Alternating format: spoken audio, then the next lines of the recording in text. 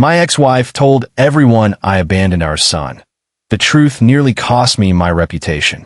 They say a lie can travel halfway around the world while the truth is putting on its shoes. But in my case, the lie didn't just travel. It set up camp in my life, burned my reputation to ash, and nearly cost me the only thing that ever mattered. Hey everyone, before we get in the video, don't forget to subscribe and smash that like button if you want more stories just like this. Thanks for the support. My name is Harrison, and I am 36 years old. It started on a Tuesday, or at least that is when the world as I knew it decided to end.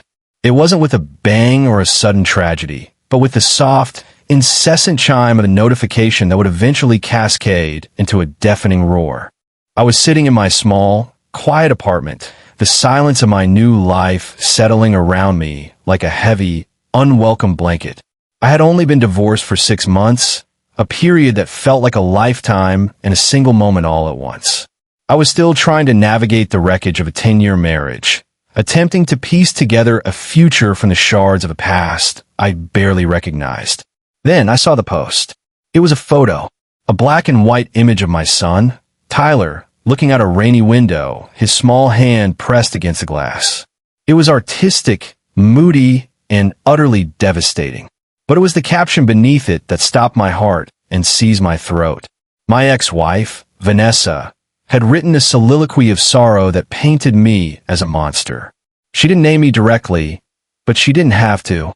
In our small, interconnected community, everyone knew who she was talking about.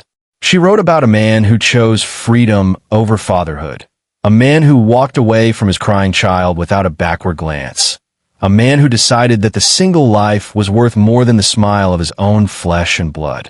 I stared at the screen, my thumb hovering over the glass, unable to process the venom dripping from every word. She had crafted a narrative where I was the villain who had abandoned his family in their darkest hour, leaving her to pick up the pieces of a broken home while I supposedly lived a life of carefree abandon. The reality was that I was living in a one-bedroom basement apartment, working 2 jobs to pay alimony and child support that left me with barely enough to buy groceries, fighting a legal system that had already decided I was guilty of nothing more than being a father. But the truth didn't matter. The lie was already in motion. Within hours, my phone began to explode. It wasn't friends calling to ask my side of the story. It was notifications of tags, comments, and shares.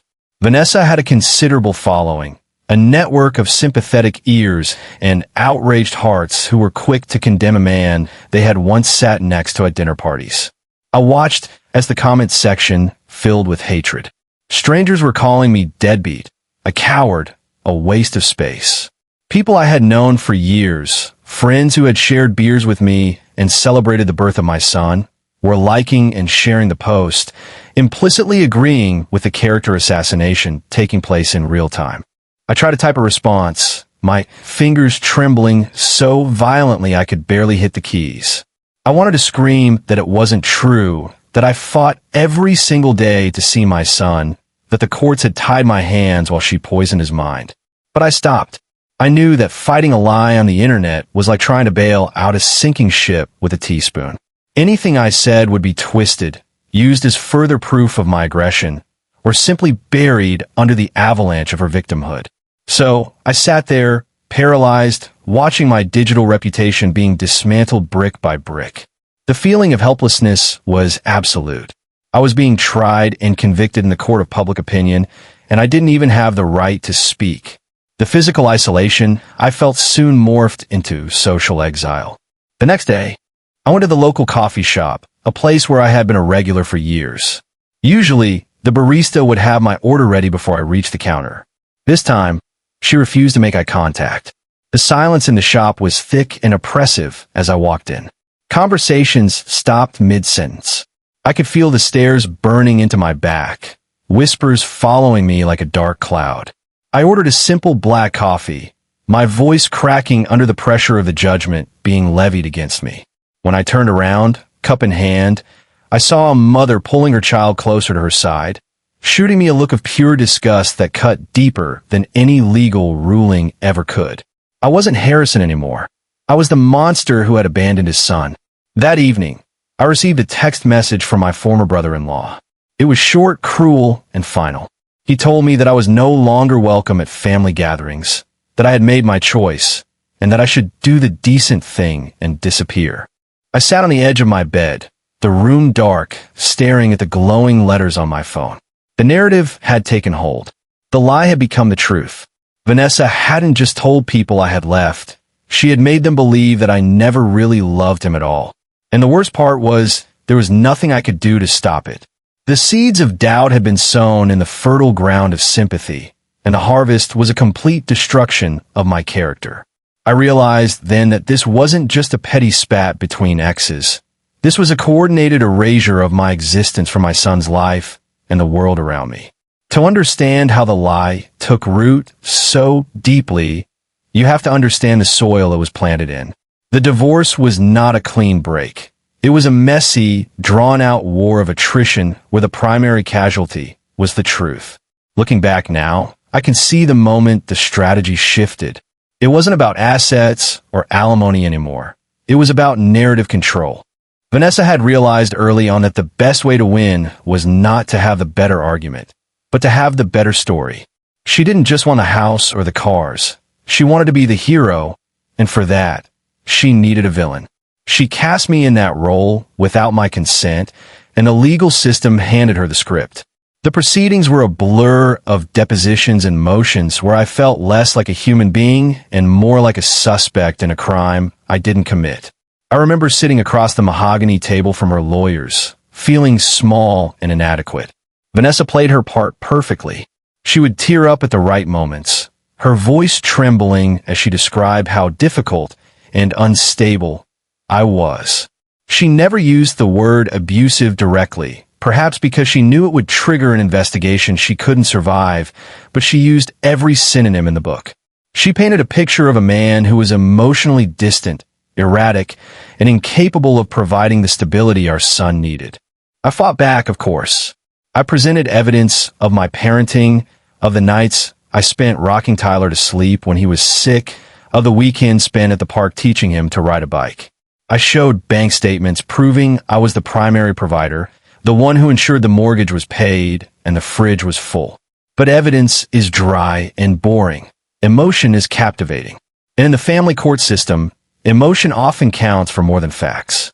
The judge, an overworked man looking at a docket overflowing with misery, seemed to fall for the performance. He granted Vanessa temporary primary custody, citing the need for stability during the transition. I thought it was a stopgap, a temporary measure until the dust settled. I didn't realize it would become the foundation of my prison. That temporary custody order was the key she used to lock me out. With the legal backing of the court, Vanessa began to tighten the screws. The visitation schedule that was supposed to be fair became a moving target. If I arrived to pick Tyler up at the agreed time, she would often say he wasn't feeling well, or that he had a sudden play date, or simply that he didn't want to see me. She used our son as a pawn, conditioning him to believe that my absence was my choice, not hers. I would stand on the porch, my heart breaking, hearing Tyler's voice inside asking why I wasn't coming in, while Vanessa told him through the door that Daddy was too busy with his new life. Then came the legal threats. When I tried to contest the missed visits, my lawyer received a stern letter from her attorney. They were prepared to accuse me of harassment and stalking if I continued to press the issue or show up at the house unannounced. They knew I couldn't afford a protracted legal battle. My resources were draining fast, while Vanessa had the financial backing of her family to keep the fight going indefinitely. It was a game of chicken, and she knew I would flinch first. I had to choose between fighting a legal battle that would bankrupt me, leaving me with nothing to give Tyler even if I won, or stepping back to preserve what little sanity and finances I'd left. I chose to step back, hoping that once the dust settled, we could find a way to co-parent. That decision to step back was the mistake she was waiting for. She took my silence for indifference. She took my absence, forced by legal threats and financial reality, and spun it into a narrative of abandonment. Every time I didn't show up because I wasn't allowed, she told Tyler I was out having fun. Every time I missed a school event because I wasn't informed, she told the other parents I didn't care. She was rewriting our history in real time. I was becoming a ghost in my own life, haunting the periphery but never allowed to enter. The court order that was supposed to protect Tyler's best interests was being used as a weapon to ensure he never knew how much his father actually loved him. I remember the specific day the final decree was signed. I sat in my car outside the courthouse, holding the papers that officially dissolved my marriage. I wasn't sad about losing Vanessa. By that point, I only felt anger and resentment. I was devastated about losing Tyler. The visitation rights outlined in the document were theoretically fair, but we both knew she would never honor them fully. She had the custody, she had the home, and now she had the power to control the narrative. As I drove away, watching the courthouse recede in the rearview mirror, I had no idea that the legal loss was just the beginning. The real punishment was about to begin, and this time, there would be no judge to appeal to, no lawyer to defend me. I was walking into a social minefield, and I didn't even have a map. Living under the weight of a lie is a unique form of psychological torture. It isn't just the anger or the injustice of it all. It is the profound, suffocating loneliness. For the first few months after the social media post, I tried to maintain a semblance of a normal life.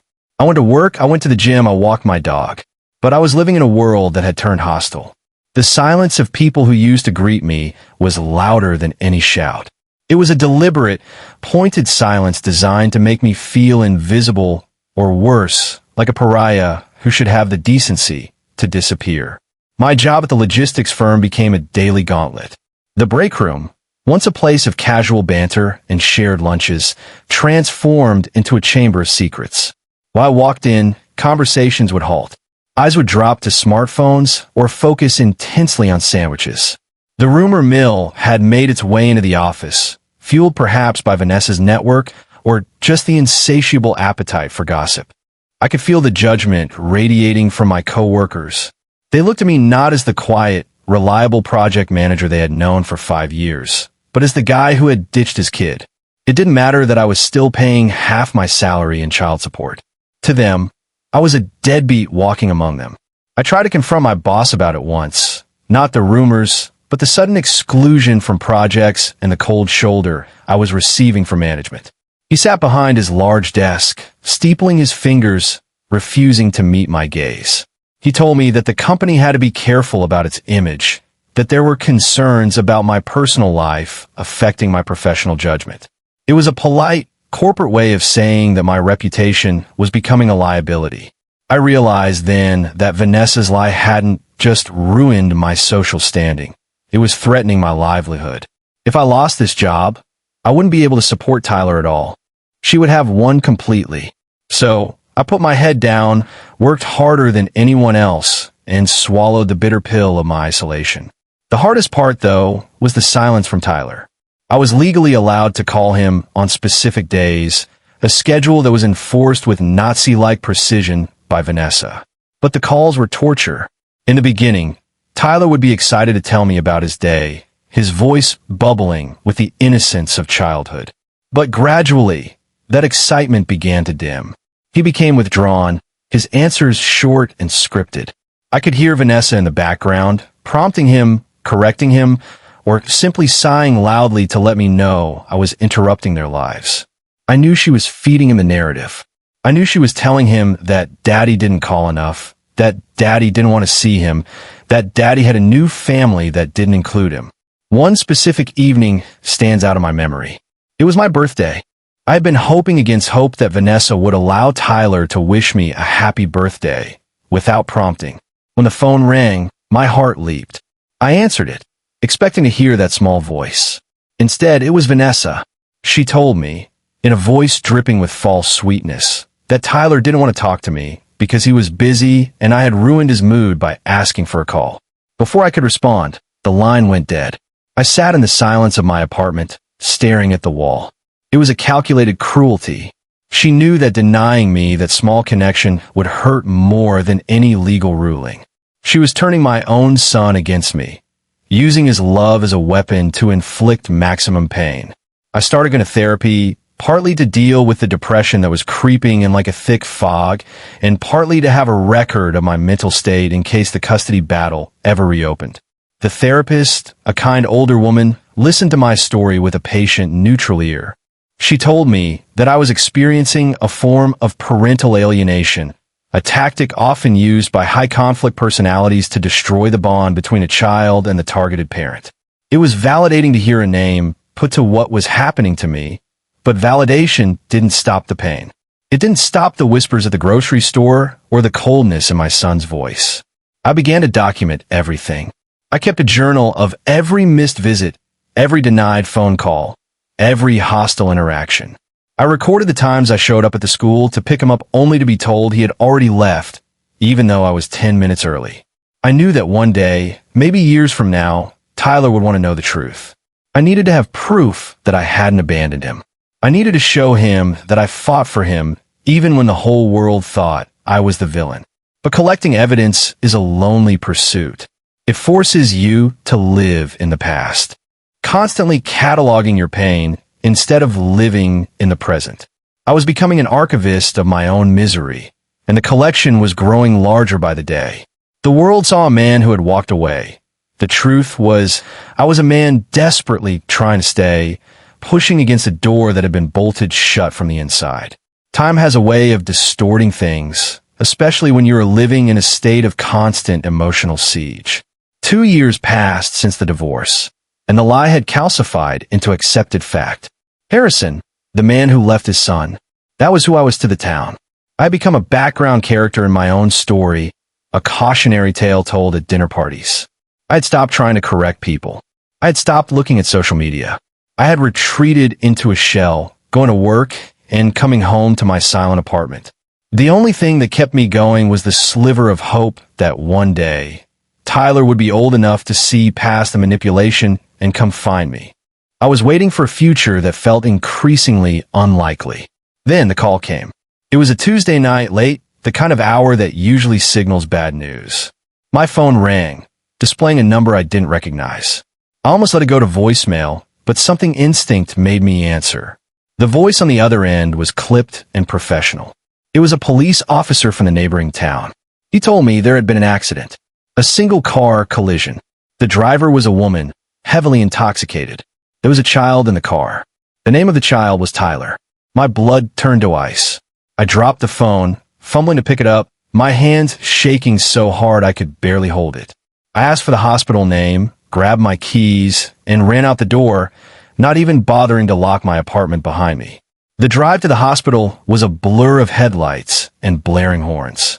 My mind was racing through every possible scenario, each one more horrific than the last. I felt a panic rising in my chest that I hadn't felt since the day the divorce papers were signed. All the petty grievances, the social ostracization, the financial ruin, it all evaporated in the face of the terrifying possibility that I might lose him forever. I realized then that despite everything, despite her lies and the court's rulings, he was still my son. The bond was biological, spiritual, and unbreakable, and nothing Vanessa could say or do could ever sever it. I burst into the emergency room, disheveled and breathless. The nurse at the desk looked up, annoyed by my frantic entrance. I asked for Tyler. She typed something into her computer, her face remaining impassive. She asked for my relationship to the patient. I said I was his father. She paused, her eyes narrowing slightly. I saw the flicker of recognition. She had heard the rumors. She knew who I was. She hesitated, as if considering denying me information, but professional duty won out. She directed me to the waiting area for the pediatric trauma unit. As I walked down the sterile, white hallway, I saw a group of people huddled in the waiting area. Vanessa's parents, her sister, a few close friends. They looked up as I approached, and the atmosphere shifted instantly. It wasn't relief that the father was there. It was hostility. Vanessa's sister stood up, stepping in front of me as if to block my path.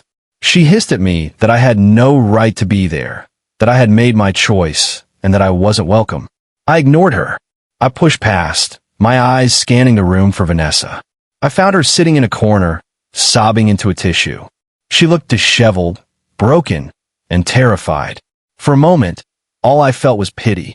Despite the hell she had put me through, she was Tyler's mother, and she was suffering. But when she looked up and saw me, the pity vanished.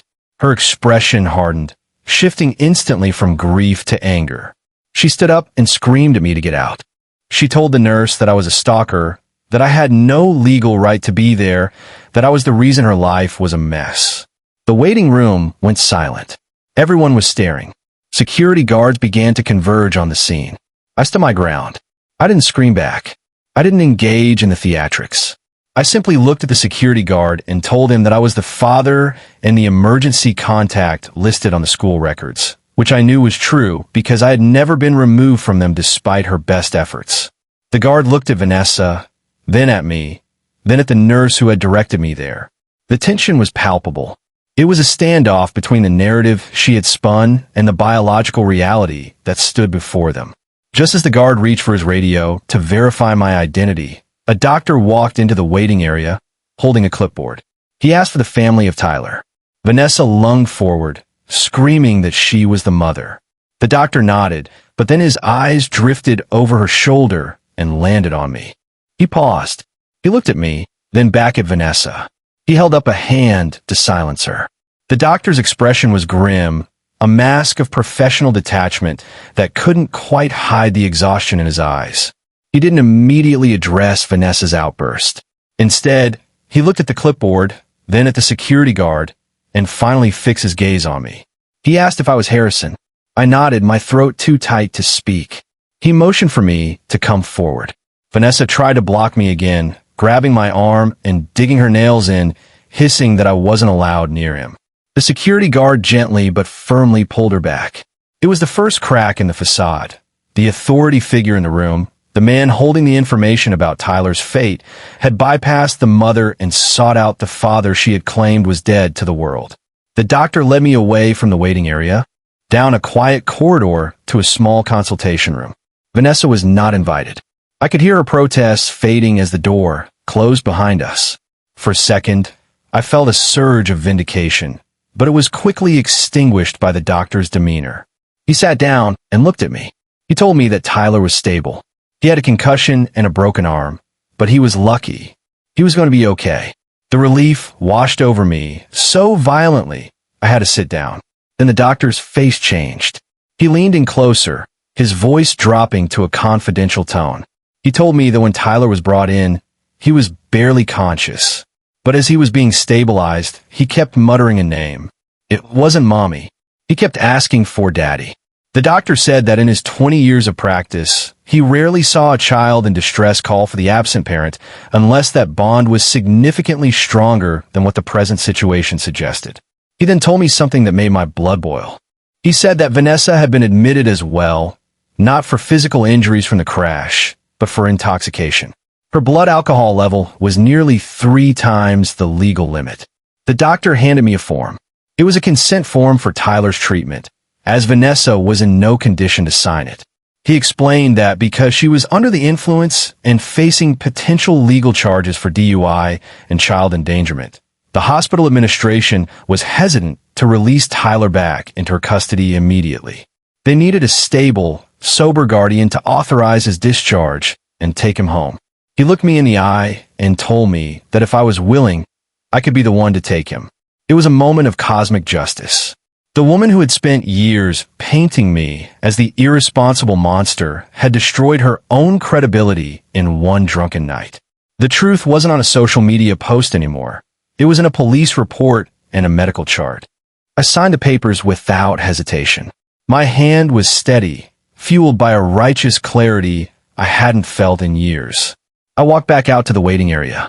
Vanessa had calmed down slightly, surrounded by her family, who were shooting daggers at me. I walked up to her. Her sister stepped forward again, ready to do battle. I held up a hand and spoke clearly, loud enough for everyone to hear. I told them that I had signed the discharge papers. I told them that I was taking Tyler home. Vanessa's face went white. She sputtered that she was the mother, that she wouldn't allow it. I looked at her, really looked at her for the first time in a long time. I told her that the doctor wouldn't let her take him because she was drunk. I told her that the police were waiting to speak to her about the endangerment charge. The silence in the waiting room was absolute. Her friends and family didn't rush to her defense this time. They looked at her, then at me, processing the information. The narrative was shifting in real time. The struggling single mother was revealed to be a negligent alcoholic, and the abandoning father was the one stepping up to care for the injured child. Vanessa's father, a man who had always viewed me with suspicion, slowly stepped away from his daughter.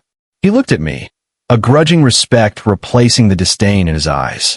He nodded at me, a small gesture that meant more than any apology could. Vanessa began to cry, but this time, there was no audience to offer her comfort. She was alone with the consequences of her actions. I walked into the recovery room. Tyler was lying in the hospital bed, his small arm in a cast, looking pale and fragile. When he saw me, his eyes widened. He didn't say anything. He just held out his good hand. I took it, feeling the warmth of his skin, and I knew that no matter what happened next, the spell was broken. I sat by his bedside for hours while the police dealt with Vanessa outside. I watched him sleep, guarding him from the chaos she had created. I was no longer the villain in this story. I was the guardian at the gate. And as the sun began to rise over the parking lot outside, illuminating the sterile room, I realized that the battle for my reputation wasn't over, but the battle for my son had just been won. The weeks following the hospital incident were a blur of legal motions, police reports, and quiet mornings spent making pancakes for a boy with a broken arm. Vanessa's arrest for DUI and child endangerment was a matter of public record, impossible to hide even behind the most carefully curated social media profile. The posts about her struggle as a single mother vanished, replaced by a sudden, deafening silence from her side of the fence. The whispers in the town didn't stop, but they changed direction. The narrative that had been set in stone like a tombstone over my reputation was cracked, and the truth was finally starting to seep through the fissures. I didn't rush to gloat. I didn't post screenshots of the police report or write a "told you so" manifesto on Facebook. I didn't need to. The evidence spoke for itself. When I walked Tyler to school on his first day back, holding his hand and helping him carry his backpack, the other parent stared. But this time, the stares weren't filled with judgment. They were filled with curiosity, and in some cases, guilt. One mother, a woman who had once crossed the street to avoid me, approached me at the gate. She didn't apologize directly. That would require too much admission of fault, but she asked how Tyler was doing. She engaged with me as a father, not a pariah. It was a small interaction, but it felt like a massive step back into the light. The legal system, slow and lumbering as it is, finally caught up with reality. Vanessa's visitation rights were suspended pending an investigation, and I was granted temporary full custody. The hearing was a stark contrast to the depositions of the past. Vanessa sat at the opposite table, surrounded by a new set of lawyers, looking haggard and broken. When her attorney tried to paint me as an absentee father again, the judge held up the police report and the hospital records. He looked at her with a coldness that surprised me. He told her that the court prioritizes the safety of the child above all else, and that her actions had proven she was incapable of providing that safety. He granted me physical custody, with Vanessa allowed supervised visitation only after completing a rehabilitation program. It wasn't a total victory. She would always be his mother, and he would always have a connection to her, but it was vindication. I walked out of the courthouse that day with the papers in my hand, but the only thing that mattered was the boy waiting for me in the car. Tyler was still confused, still struggling to reconcile the mother he loved with the woman who had endangered him. We had a lot of healing to do. The lies she had fed him about my abandonment didn't disappear overnight, but they were losing their power. He saw me every day now. He saw me making his lunch, helping him with his homework, and tucking him in at night. He didn't need to be told I loved him. He could see it in the mundane, routine consistency of our days. Rebuilding my reputation was a slower process than winning custody. Some people still believe the original lie, or simply didn't care to know the nuance. You can't please everyone, and I stopped trying to. I focused on the people who mattered, my son, my family, and the few friends who had stuck by me or who had the courage to come back and apologize. The experience changed me. I lost my naivety. I learned that the truth is fragile, that it requires protectors, and that justice is not guaranteed. It is fought for. I also learned that silence is not always golden. Sometimes, speaking up is the only way to save yourself. One evening, months later, Tyler and I were sitting on the porch watching the sunset. His arm was healed, just a faint line on his cast remaining. He looked up at me, his eyes serious. He asked me why Mommy lied about me. It was a heavy question for a 7-year-old. I thought for a moment, choosing my words carefully. I told him that sometimes adults get hurt and confused, and they say things that aren't true to make themselves feel better. I told him that the important thing was that he knew the truth now. He nodded, seeming satisfied with the answer, and went back to playing with his toy car. I sat there, listening to the crickets chirp in the twilight, and felt a profound sense of peace. The scandal, the hatred, the isolation, it all felt like a bad dream I had finally woken up from. My ex-wife had told everyone I abandoned our son, and for a while, she nearly succeeded in making the world believe it. She nearly destroyed my name, my career, and my relationship with my child. But in the end, her lie collapsed under the weight of her own actions. The truth nearly cost me my reputation, but it saved my soul. I wasn't the hero of this story, and I certainly wasn't the villain. I was just a father who refused to stay buried in the wreckage of a lie. And as the sun dipped below the horizon, painting the sky in brilliant shades of orange and purple, I knew that the darkest chapter of our lives was finally over, and a new, honest beginning was just starting.